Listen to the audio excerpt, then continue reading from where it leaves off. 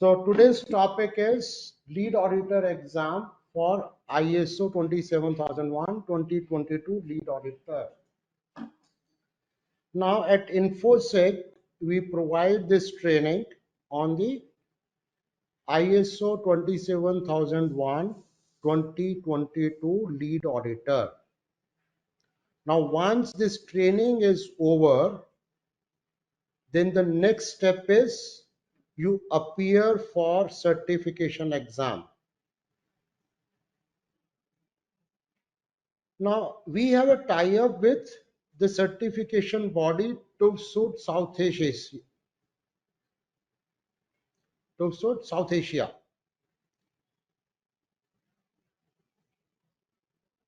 India. So now 𝐀𝐠𝐞𝐧𝐝𝐚 will be sending a direct link to registered participants. All those people who have completed the training, they will have to fill up an examination registration form, and after that the communication would be directly from the 𝐀𝐠𝐞𝐧𝐝𝐚 only. There would be no communication from InfoSec on that. Now once you get your link, so there would be two emails that you would be getting. So first email will have the link to exam, and then the second email will have the password to login. These would be two separate mails sent by team 𝐀𝐠𝐞𝐧𝐝𝐚 only from their examination body. So now this exam is for 2 hours.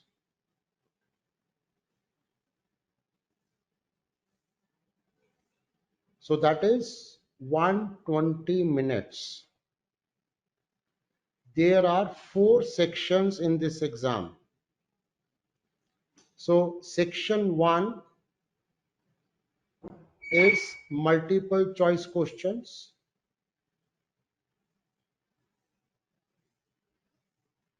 Section 2 is short answer questions, which you need to type in text box. You need to type your answers there. Then there is section 3, which has got detailed answers. Again, you need to type in text box. And then there is a final section, that is section 4, which is on identification of non-conformances.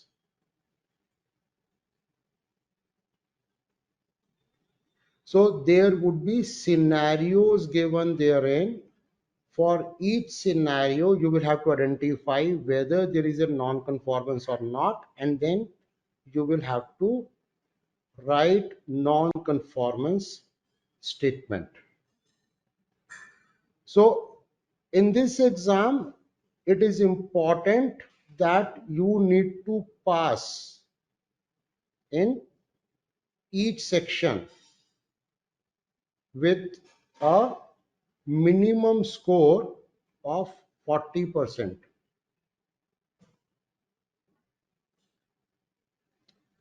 And second condition is overall passing marks are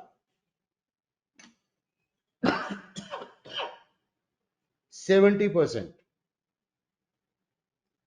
Now, to make the things easily understandable, what I'm going to do is I'm going to show you a sample exam. Allow me for a moment.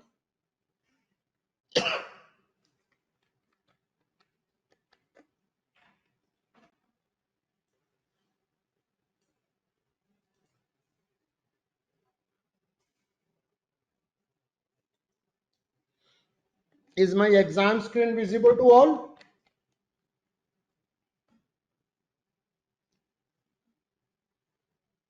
Okay.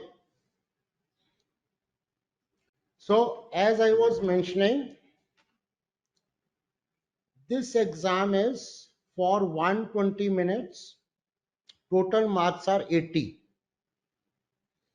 So there are 4 sections. All sections are compulsory.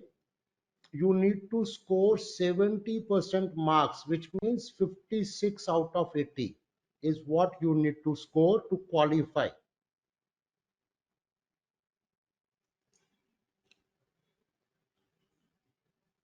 And then you need to get a minimum of 40% in each section.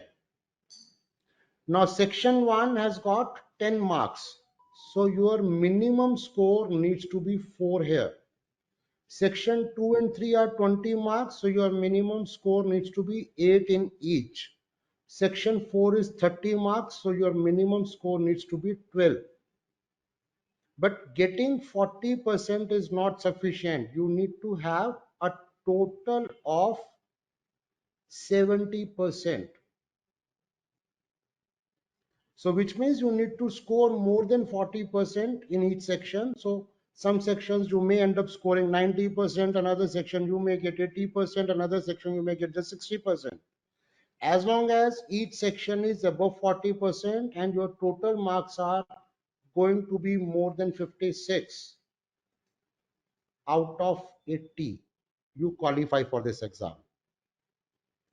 Now, section 1, as I was telling you, is a short answer, is a multiple choice question. Then section 2 is short answer, section 3 is detailed answer, section 4 is a scenarios. Now here you need to do a proper time management. That is very, very important. You need to keep an eye on the clock. You have got total 120 minutes. So for the section 4, which is non-conformance statement, please allocate 1 hour. 50% of the time, 60 minutes should be given to section 4. Because here you will need to read the scenario. This is an open book exam. So when we say open book exam, you will be able to refer to the standard copy of ISO 27001 2022, wherein you need to identify either the relevant clause or a relevant control.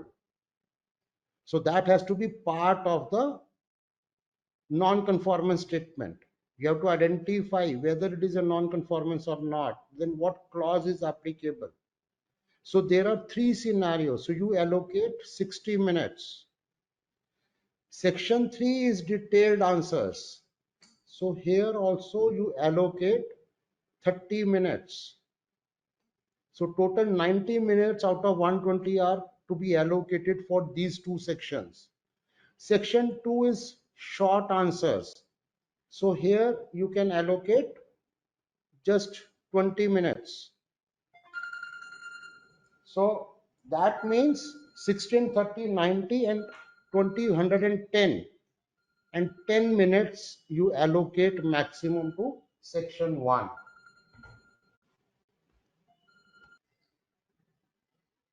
So section 1 has got 10 multiple choice questions, each of 1 mark. So you get to score 10 marks, but please restrict to 10 minutes only. Section 2 has got 4 questions, 5 marks each.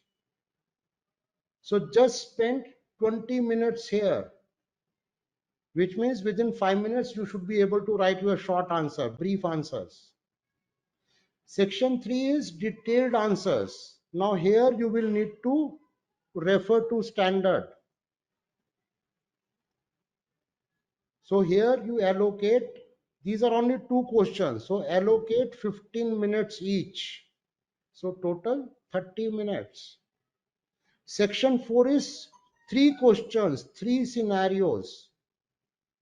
You have to look into the evidence and identify whether there is a non-conformance or not. You have to identify the clause. Again, you have to refer to the standard.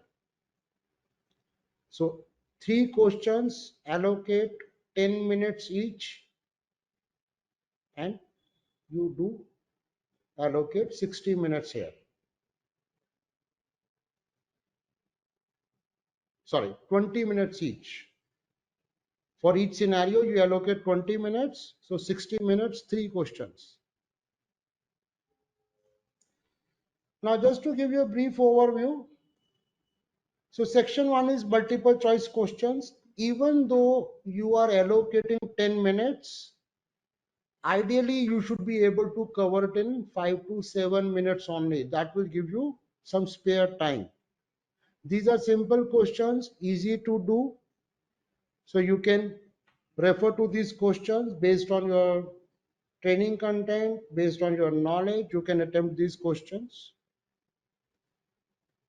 Then there are going to be section 2.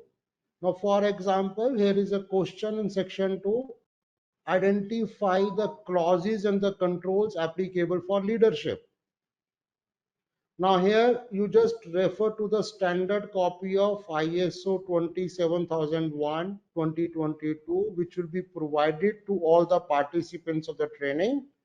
You can open it, you can refer to the clause on leadership, which is mainly clause 5. But other than clause 5, leadership's intervention is required in clause 9 also, that is on management review. Leadership's intervention is required for risk assessment also, giving the risk criteria also, that is clause 6. So you can easily identify what are. Now here it is a brief answers. You need not write the detailed controls. You just give the brief answers here. So now this question is like, explain the phases of audit execution and what is the agenda of closing meeting. So again, you just mention the phases 1, 2, 3, 5, 6, and then you start giving the bullet points on agenda of closing meeting. Again, give 1, 2, 3, 4, 5 points. Good enough. Can be done easily.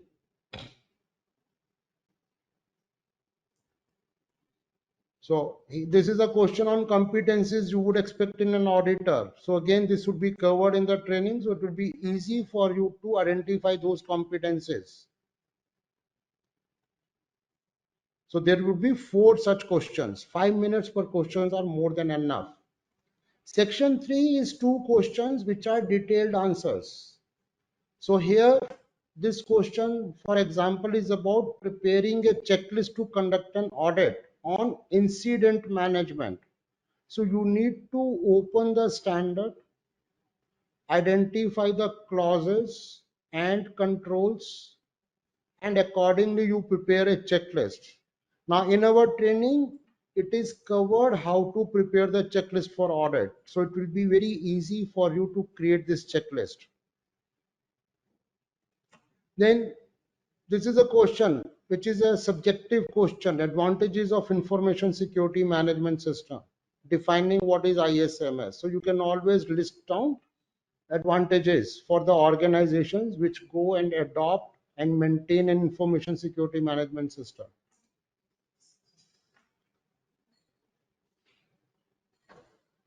Then comes a section 4. Now here is a scenario. This scenario you need to read very carefully. So please allocate 20 minutes for each scenario. So read the scenario. Like here I am reading for your benefit. During an audit, auditor was checking supplier agreements for all suppliers providing services to the company. All agreements are in place except for the security team.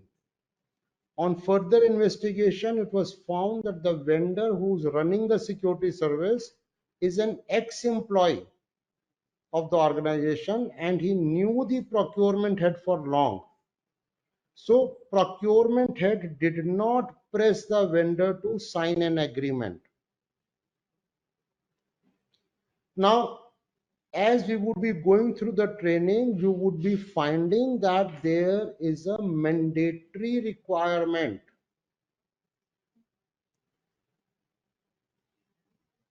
of information security in supplier agreements.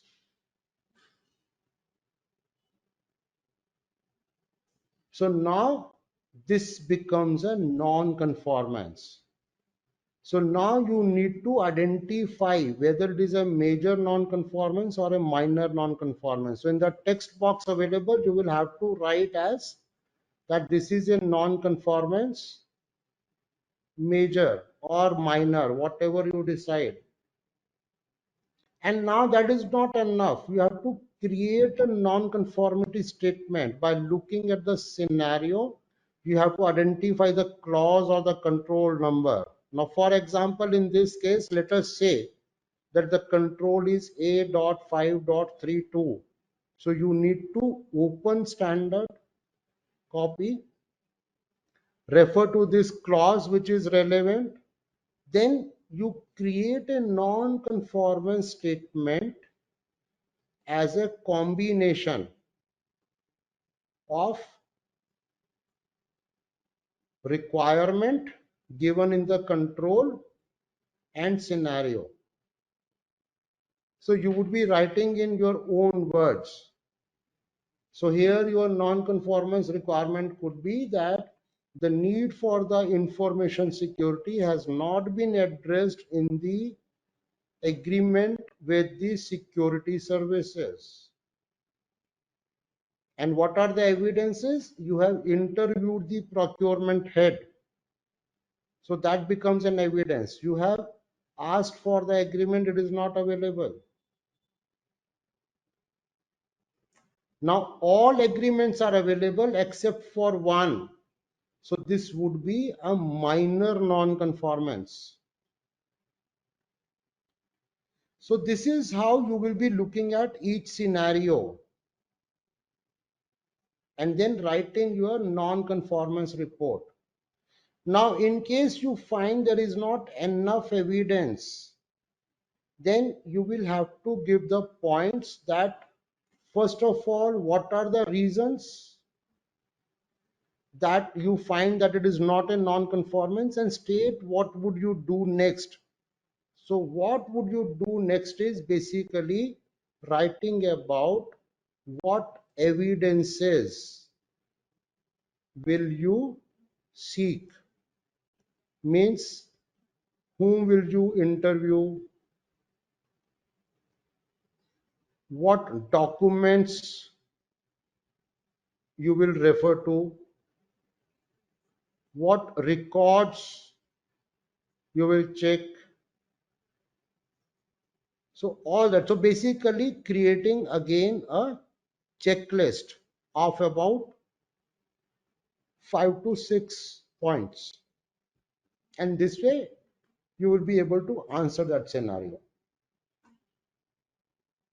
So this exam is not a very difficult exam as long as you concentrate on reading it and you do the time management. That's very important. In our past experience with the participants, most of the time the participants ended up spending more time on multiple choice questions and detailed answer questions, and by the time they reach the scenario, they fail to complete the exam. They fail to cover all the three scenarios. Now, when you do not cover the three scenarios, you have already lost 10 marks. And that is where people miss qualifying the exam just by 1 or 2 marks. So that's why we stress on the need of time management.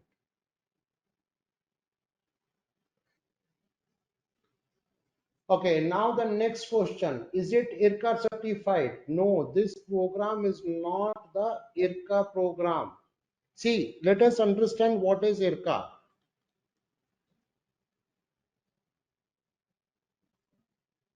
Now, IRCA is a body which is the International Register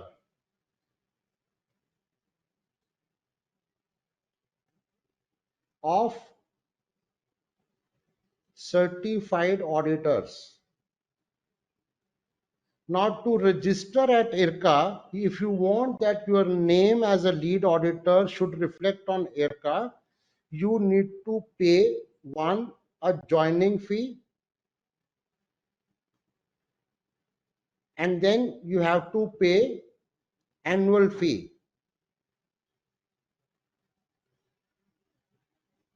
Now, if you look at the benefit of joining IRCA or registering yourself in IRCA, it is not very much. Only thing is your name will reflect if you are trying to work as an independent auditor and somebody is looking for an auditor, they may go to the IRCA website and search for the area, that region. When they will select that region, and if you belong to that region, then your name would be in the list, and then they may approach you, the prospective customer may approach you. So registering with IRCA is beneficial only and only for those professionals who want to become independent auditors of ISMS. If you are going to be part of an organization working as an internal auditor, then it is a wastage of money to register with IRCA. So let's open the IRCA website. Give me a moment.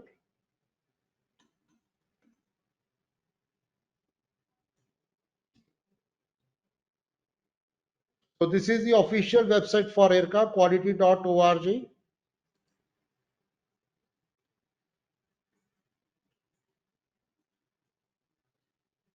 So here is the IRCA membership. So you become a certified IRCA member. Now to become an IRCA member, you will have to join IRCA. So let's click here.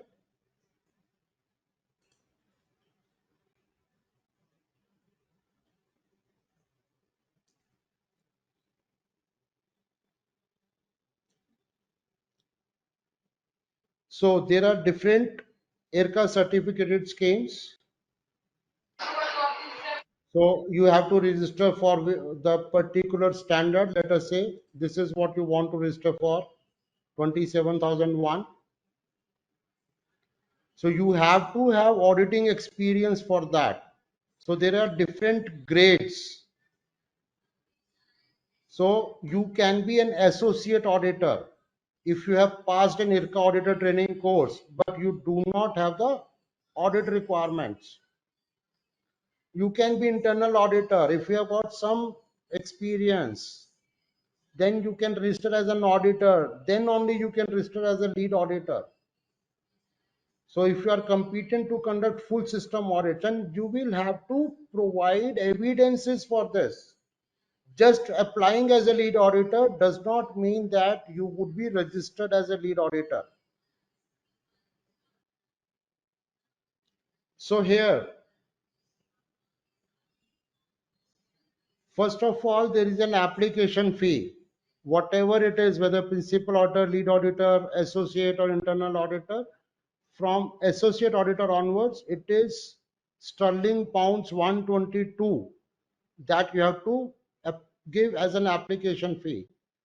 Then every year you have to pay additional 169 pounds. So first year you'll have to pay 291 pounds, and then pounds 169. This is your Great Britain pounds, GBP 169. Every year you will have to pay to maintain your membership.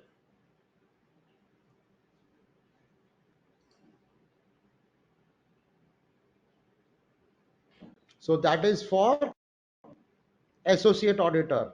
The moment you are able to register as a lead auditor, your annual fee would be GBP 265.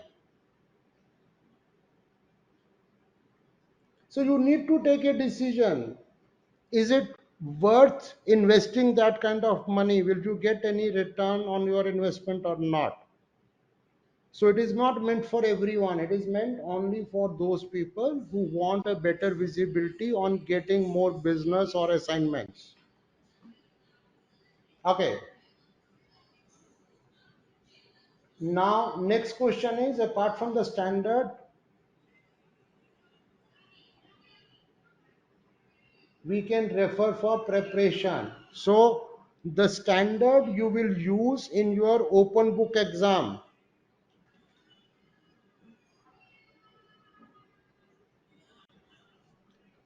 So it's an open book exam. So you can keep the copy of the standard ISO 27001 2022. Apart from this, no other material is allowed. But for preparing for your exam on this journey of understanding the auditing, you will be going through a robust training program. So that would be good enough for preparation. If you concentrate on your training slides and then you understand how to look at the standard, where to find the relevant clauses and controls, that's more than enough. You get only one chance for this exam. So generally the second attempt, if somebody does not qualify, is chargeable. But as a benefit to our participants at InfoSec Train, we are offering one free of cost retake. So that was a question being asked from Sayyid Tanveer. Okay, Sanjay has posted a question, what if answers are partially correct? So Sanjay, in this case, because this is a subjective exam, you will get marks based on your answer. So if your answer is partially correct, you will still get some marks. So it may so happen that it's a 5 mark question and you may get 3 out of 5 or 4 out of 5 or 2 out of 5 or 5 out of 5, depending on how closely you have been able to answer that question. Similarly, in the scenario, if you have been able to identify the right clause, you will get some marks. If you have been able to identify correctly that whether it is a non-conformance or not, you will still get marks. Then some marks you will get on the way you write the non-conformance statement. So definitely, if you give partially correct answers, you get partial marks. You do not get a 0 on that, except in the case of section 1, which is multiple choice question. So obviously you will get 1 mark for each question. So if you end up giving 7 correct answers, you get 7 out of 10. Okay, Bhumi Goyal has asked, what is the difference between TÜVSÜD and PECB? Now both TÜVSÜD and PECB are two separate organizations, and both these organizations are accredited for personal certification.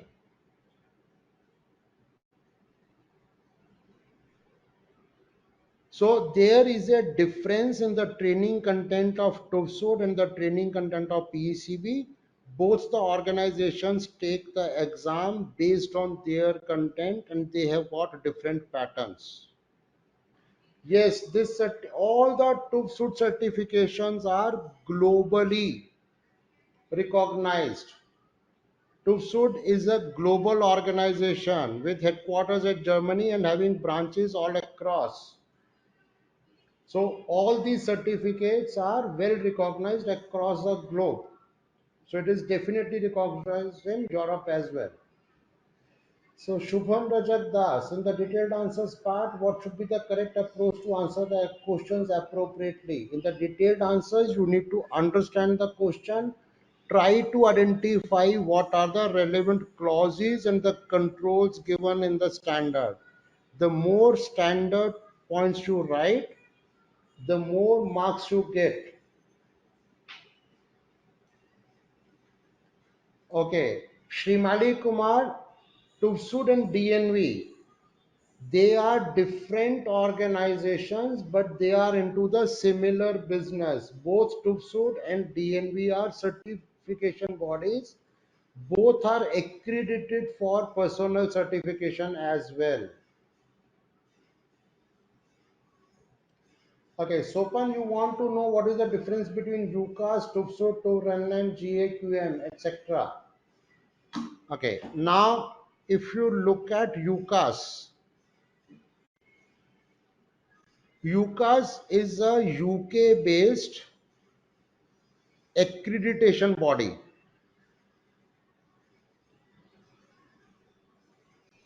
So accreditation bodies are one which accredits certification bodies.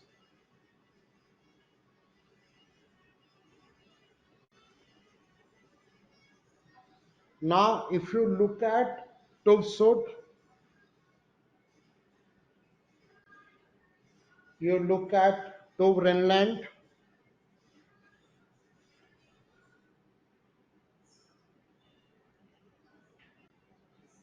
you look at DNV, you look at BSI, you look at Intertech, you look at SGS.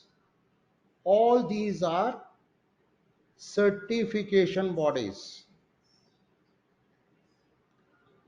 which would be accredited by organizations like UCAS or some other accreditation bodies. There are multiple accreditation bodies. Every country, in fact, has got at least one accreditation body. And there are multiple certification bodies who would be accredited. Now, GAQM, I may not be 100% sure, but GAQM is only an examination body which provides, just like Udemy, it provides some tutorials and then an exam and then it gives you a certificate. Now, I cannot put a remark on the credibility of that certificate, but definitely any certificate issued by any of the certification bodies definitely carries a creditability.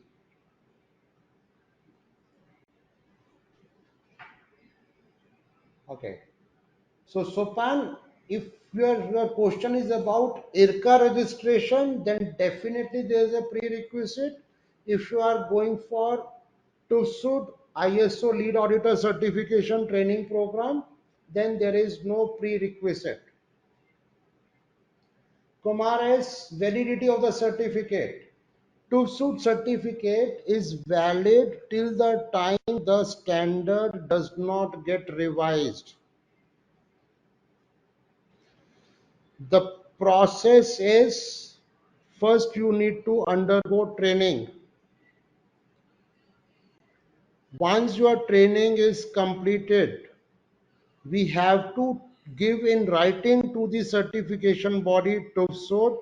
We have to give a submission that the participant has completed the training.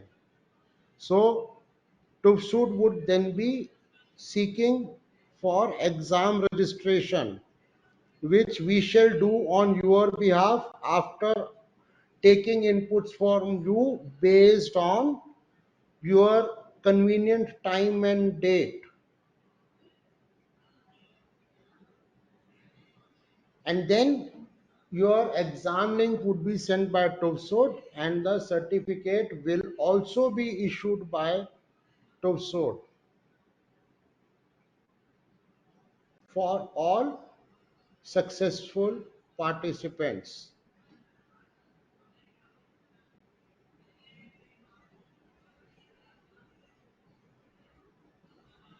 And after getting your certificate, after 90 days of certification, your certificate can be validated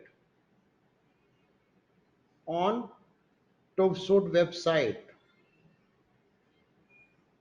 by giving the name registered with TÜVSÜD and the course. You can validate your certificate. Anybody can validate your certificate, but TÜVSÜD takes about 90 days to upload that on their website.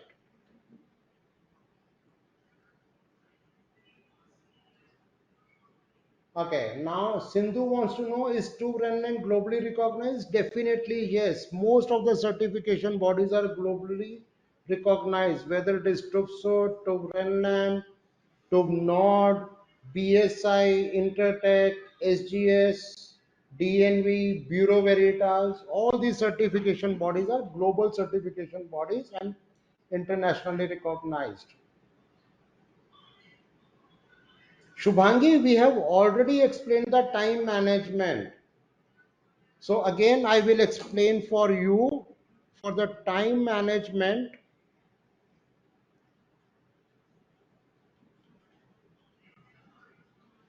there are 4 sections. So you get total 120 minutes. So section 4, 30 marks, you allocate 60 minutes. Section 3, 20 marks, allocate 30 minutes. These are detailed answers. Section 2, 20 marks, allocate 20 minutes. Section 10, for 1, 10 marks, multiple choice questions, just 10 minutes. This is how you distribute the time. Okay, Mangesh, GSDC is again one of the bodies which will take you through tutorials, take an exam and issue a certificate. So this is a Global Skill Development Council, an independent body. Now I cannot comment whether it is worth getting a certification from them.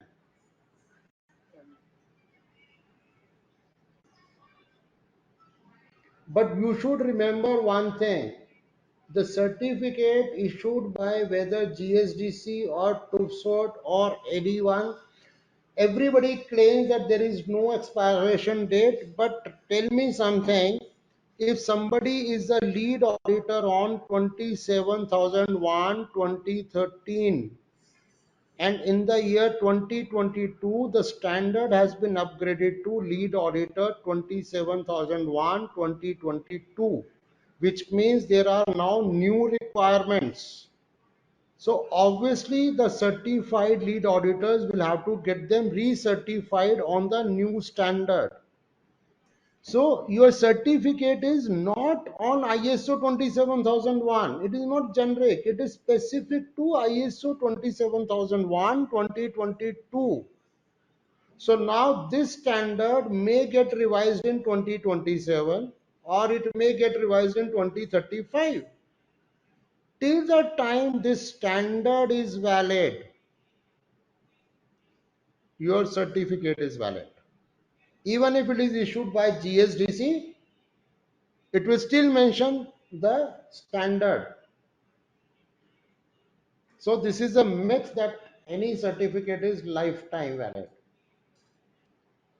Shritma is timeline to give the exam after you complete the training. So timeline is within 90 days.